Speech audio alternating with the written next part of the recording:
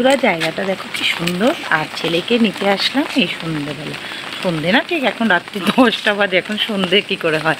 আর দেখো নেমে গেছে বৃষ্টি, কিন্তু যেতে যেতে রাস্তায় এত সুন্দর লাগছে এই জায়গাটা। এই যে ছেলে রয়েছে, আর দেখো পুরো গাছ আর সবুজ। এই গরমের মধ্যে যখন একটু বৃষ্টি পড়লো না, ছেলেও বলছে মা খুব ভালো লাগছে দেখতে, কি সুন্দর পুরো রাস্তা। হ্যালো বন্ধুরা, জায়গাটা দেখো কি সুন্দর। আর ছেলেকে নিতে আসলাম এই সন্ধ্যেবেলা, সন্ধে না ঠিক এখন রাত্রি 10টা বাজে, এখন সন্ধে কি করে হয়। আর দেখো নেমে গেছে বৃষ্টি, কিন্তু যেতে যেতে রাস্তায় এত সুন্দর লাগছে এই জায়গাটা। এই যে ছেলে রয়েছে, আর দেখো পুরো গাছ আর সবুজ।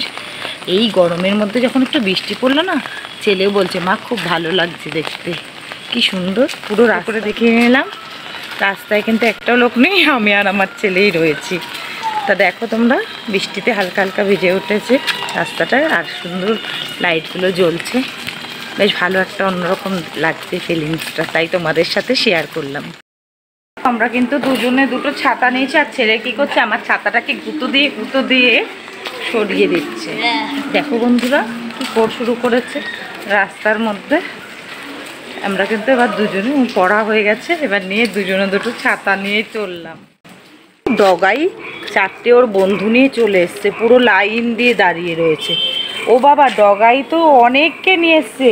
আর এতগুলো ডগিকে দেখে আমার ছেলে কিন্তু একসঙ্গে ভীষণ ভয় পাচ্ছিল। আমরা তাড়াতাড়ি করে পালিয়ে গেলাম।